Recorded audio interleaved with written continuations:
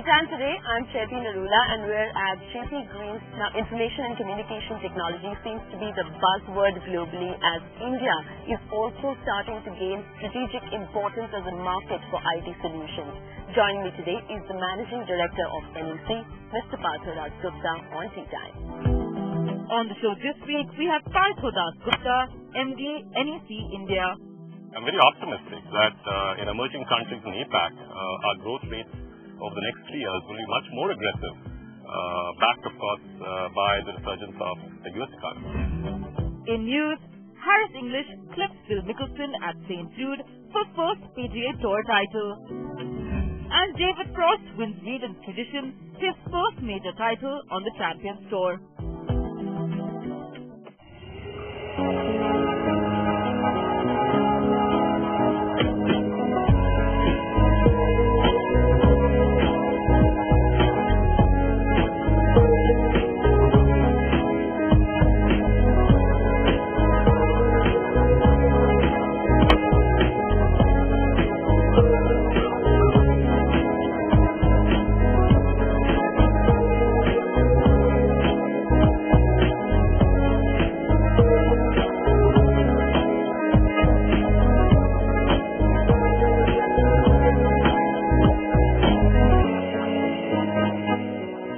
Lovely tea off, Mr. Partho Dasgupta. Welcome to Titan today. Hi. Such a pleasure to have you. You're in Delhi from Bangalore. Thank you. So you're based out of Bangalore. That's right. That's right. And you're in Delhi for work. My head office is in Delhi. So you keep shuttling from Bangalore to Delhi. Yeah. Two very prominent golfing cities actually in this country. Absolutely. So when did you take on to this game? Maybe about 8 years back when I was in the US. So we lived in Santa Clara, California for about 7 years, and I saw a lot of my friends who are very much into it, and that's how we started there. But when I came back, I was not very frequent. Since I work for a Japanese company, a lot of my colleagues play very regularly, so I try to be as regular as I can to ensure I kind of keep up with them. So you mentioned your Japanese company. We're talking about NEC. Yeah. It's the IT solutions provider. Now, you know, the world's spending on IT is set to be at about 5.7% higher than what we saw in 2012 levels. Now, this is primarily driven by third platform solutions and, of course, the growth of emerging markets also aiding that figure. What do you think, in your opinion, are the other triggers? Chetty, one of the things which you see that despite the downturn which the global economy has seen over the last 3 years, some of the pieces which should have been, part of things like a technology refresh or a software refresh have not happened. So people have kind of, moved some of those spends, and now that the global economy seems to be kind of rebounding, we're seeing at least the refresh spending kind of coming up. And that's the reason why even in India and Asia Pac, emerging countries as well, that spend we're seeing coming back in now 2013. But coupled with that is also that we see in India specifically transformation pieces hitting corporates as well as the government. And they are very focused on how these technology transformation pieces can add to business value and business transformation. For example, if you take a UID Aadhaar project. So that piece is very focused on ensuring that, the key issue for the government is how do I ensure I give a unique social security number. And this is led by biometrics technology. This is led by biometrics technology, and more often than not, your Aadhaar card will be based on NEC technology. The person who, obviously, there's a consortium of technology guys, but the key thing is that, again, the transformation piece is being led by the government. So that's one piece which is kind of leading to, as I said, spend in IT. If you take the second piece of transformation, for example, you take things like security and surveillance. That's very important again for banks, for example, in India. So that's where some of the technology pieces, what we have, for example, on facial recognition, biometrics, all that stuff put together as one solution. But if I see that, a whole bunch of guys who've been frequenting my bank who are not really part of, my normal kind of transactions, and they have a kind of criminal history, I can figure out what's going on, right? So that's how, as I said, a transformation on the government side, which is things like Aadhaar, transformation on the bank side, on corporate side, So looking at technology to ensure that a portion of that is spent on pieces which they logically should have been spending anyway over a period of time. Correct. So India is kind of joining that global wave. A lot of these, as I said, transformation pieces of technology which we're very focused on are hitting India. Interesting. On that note, I think it's time now for me to tee off, and we will continue that conversation on this and, of course, touch a lot more aspects like cloud computing and the emergence of markets in India leading the IT growth.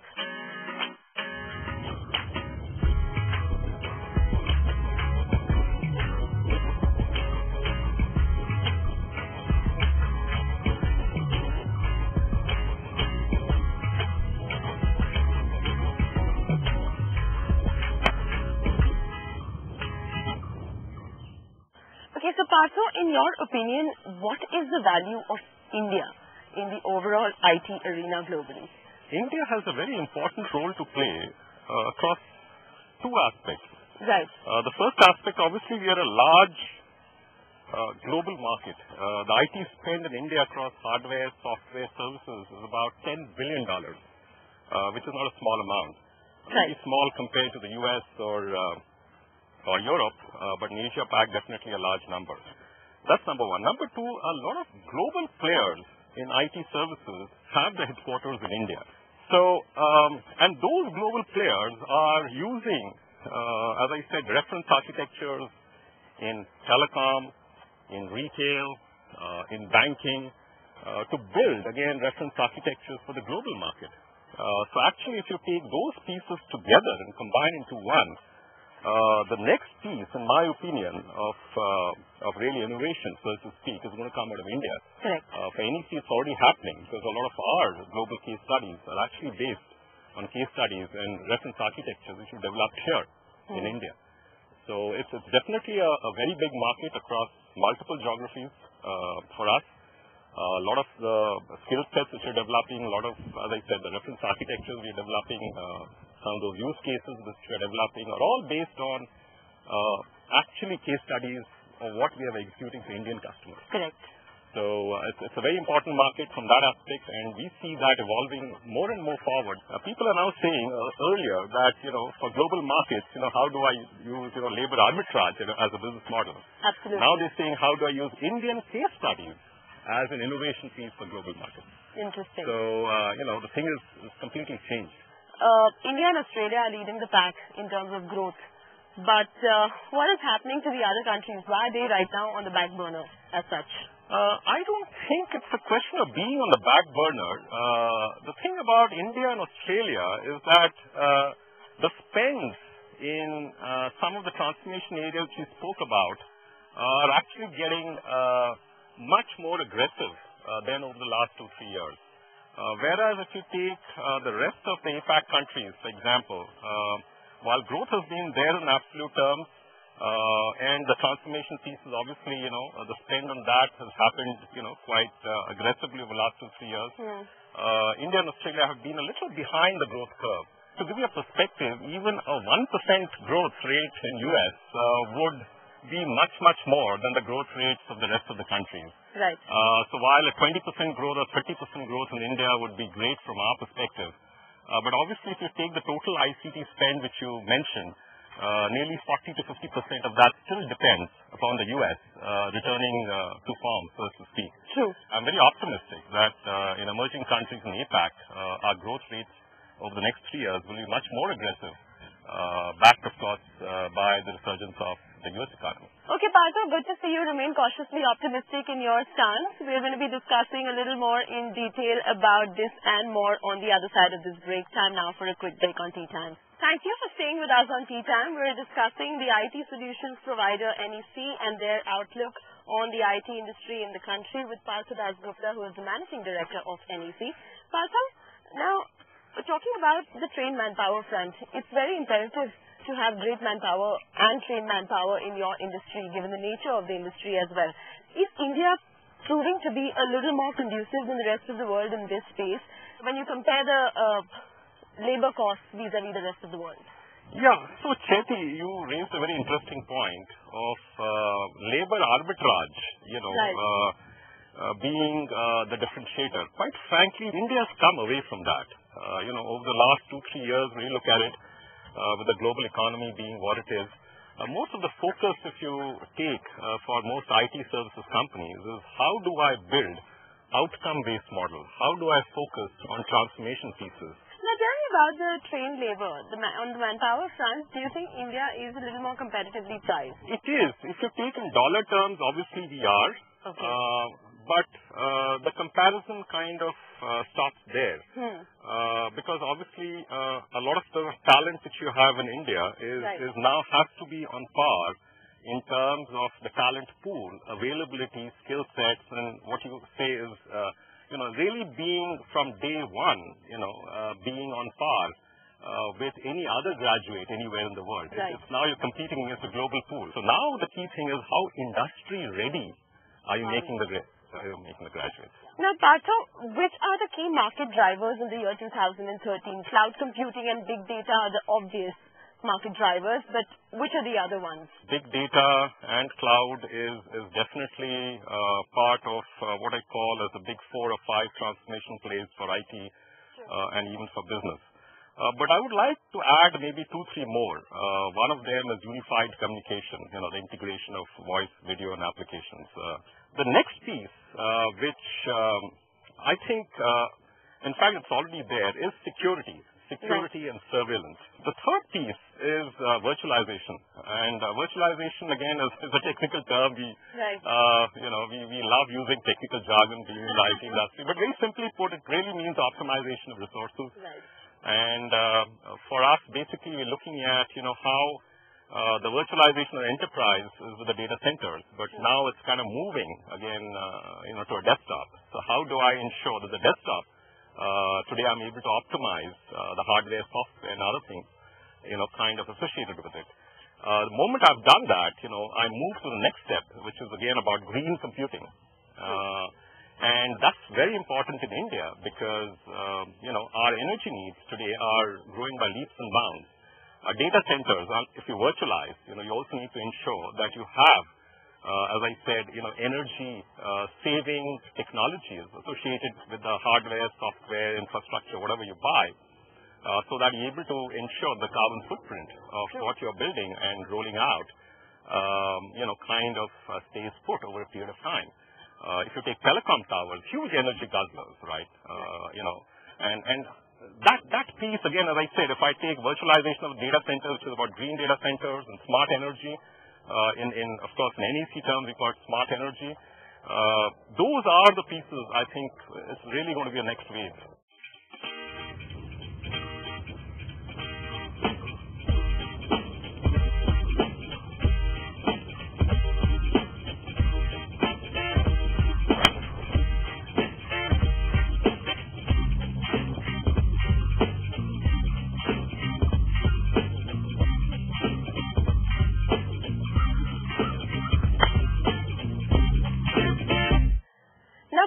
Continuing our discussion, some of the major projects and the key projects by the government in the APAC, you've got MyCard in Malaysia, you've got the Singapore e-passport, then you've got, of course, smart gates in Australia, India, of course, we spoke about the UID as well. What is the viability of these projects and what next should we expect? Chetty, it's very important because these government projects, so to speak, have now become projects of national importance. So I feel the next wave of government projects and spending is going to be, as I said, on projects of this sort, which have a social impact, which have an impact on KYC. If you take Aadhaar, it's only the tip of the iceberg, so to speak, right? I mean, a whole bunch of that stuff is going to be going downstream with a whole bunch of KYC projects coming in. So I'm seeing, as I said, the social projects, the infrastructure projects. You mentioned, for example, the passport project. Those in Singapore, a lot of that piece is going to be coming in because next step of passport is again going to be linked to identification of the facial piece. If you go into Singapore or Japan, you're seeing how that stuff works. Yes. So that is going to be really leading, as I said, the next phase of infrastructure as well as the phases in which a lot of those I would call redundant steps in which we have in terms of corporate governance for things like KYC will kind of just vanish. Absolutely. So I like the fact that it will reduce the redundancy in government procedures as well, and it has a long-term viability as well. On that note, it's time now for us to take a break on Tea Time. Take a breather. We will be back and in discussion with the Managing Director of NEC, Partho Dasgupta, on the other side. Welcome back to Tea Time. Discussing the IT sector with me is the Managing Director of NEC, Mr. Partho Dasgupta. Partho, now the retail and distribution remains to be your focus for NEC this year. Given the fact that the retail and distribution space in the IT sector is expected to grow at a compounded annual growth rate of about 5 to 8%, 5.8 rather % over the next 5 years to come, what will your rollout be like? With FDI in retail, we see a huge new wave of retail giants coming to India.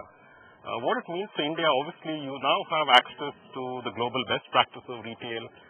You have access to all those analytics pieces which these retail guys will roll out in India. It also gives an opportunity for technology companies like NEC, for example, to focus on things like NFC or our high-end analytics solutions as part of the global best practice which you can bring into India. So it's an opportunity, as I said, on the business side to ensure that we are able to optimize some of the spends we have. It's an opportunity for consumers today that they have much more access to the same kind of processes, the same kind of reward systems, the same kind of pieces of business which they can now be part of, which they would be in any part of the globe. So if you had to put a number, what would your rollout be like in terms of spends on the distribution front? See, retail, Shruti, we are already growing at about 40 to 50%, obviously on a very small base, which is on the technology side. Yeah. Overall, the IT sector, the technology pieces would be growing on average about 25 to 30% overall. Because a lot of that will come in actually, first the guys are going to come in, set up shops, a huge bunch of infrastructure, they'll need, once they have the infrastructure, they'll need a whole bunch of business processes and technology pieces. So that piece again will drive growth. So next 5 years in India is going to be exciting. So now your next area of focus is cloud computing. How much of traction are you expecting from cloud computing this year? See, Chetty, cloud is a hot topic, right? Everyone's talking about it. Everybody talks about it. Everybody's got a point of view. Even consumers are using cloud, they're using email, for quite some time now. So cloud is hot. The perspective which we have on cloud is that we really want to be, Chetty, the shopper stop of the cloud. Which really means, in technical terms, it's called being part of the aggregation layer, which means that we build the aggregation piece or the storefront, so to speak, and the rest of the guys bring the technology in front of the storefront, and we are able to put it all together and say that, hey, look, these are the pieces which we feel are viable to you as a consumer, or as a corporate user, and this is how you can, put it all together, so to speak. From cloud computing, big data, enterprise mobility, and what have you, all the other aspects that you spoke about in terms of security, surveillance, etc., which one will remain the CIO priority? If you take the perspective of and trying to see where things were, top of the pyramid for most CIOs actually is a mixture of all of them, because what they're saying is that what I want is basically an outcome-based model. Right. Technology for me should be secondary. For me, it's about, as I said, if I pay X rupees per month. Technology is always going to be a means to an end. So if you can give me an outcome-based model which is linked to my upstream revenue, my downstream trends or my technology pieces on virtualization, cloud, unified communication, all these pieces will happen by itself. So I really think it's going to be a combination of all of these. It's not fair to prioritize. It wouldn't be fair. Yeah. And for most CIOs, they're looking at, hey, look, technology is something, but first, give me the business outcome. Fair enough. So there are two areas of focus. You're very passionate about IT, you're very passionate about golf, and now IT is making its way into golf as well. Yep. How much do you think can IT improve your game? Oh, IT can do a lot to improve your game. A lot of golfers are using IT. You're not using it. I mean, you better start using it. I know club manufacturers who are using IT technologies to design the right kind of clubs for golfers as well. What's your take? So, see, if you just take things like the swing, for example, you have software programs now developed both in India and outside of India, which take care of, which takes a video recording of your swing, able to map that to maybe the swing of Tiger Woods, for example, and say, hey, look, this is where you are, right? 10%, 15%, 20%, wherever you may be, right? And then not only shows you where you are, but tells you how to get there, right? Because by the video recordings and by, as I said, the positional pieces and positioning the symmetrics of the swing, it helps you on a day-to-day basis to get that stuff right. And it's already happening. And that's one aspect of it. Another aspect is analyzing your technique, right? That's something that our golfers need to remember, using IT and technology, of course, to make sure that you better your game using IT. There are specialty shelters that have the TrackMan monitor. They were basically designed to make missiles. Right. And now they're making way into club manufacturers to make golf equipment. How does that technology really work? A lot of that stuff, as I said, is based on, CAD/CAM technology. That's one aspect of it. Another aspect is obviously analytics piece and how some of those pieces, will fit in with respect to the consumers who use it.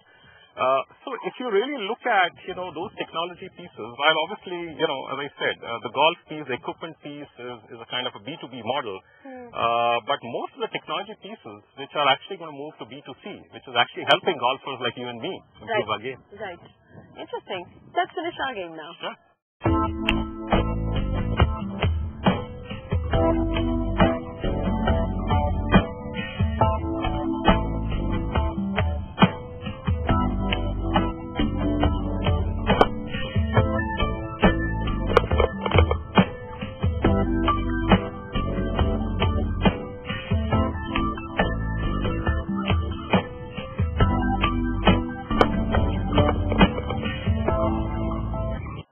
Partho, on that note, thank you so much for coming all the way from Bangalore to Delhi to do this show with us. Thank you. My pleasure.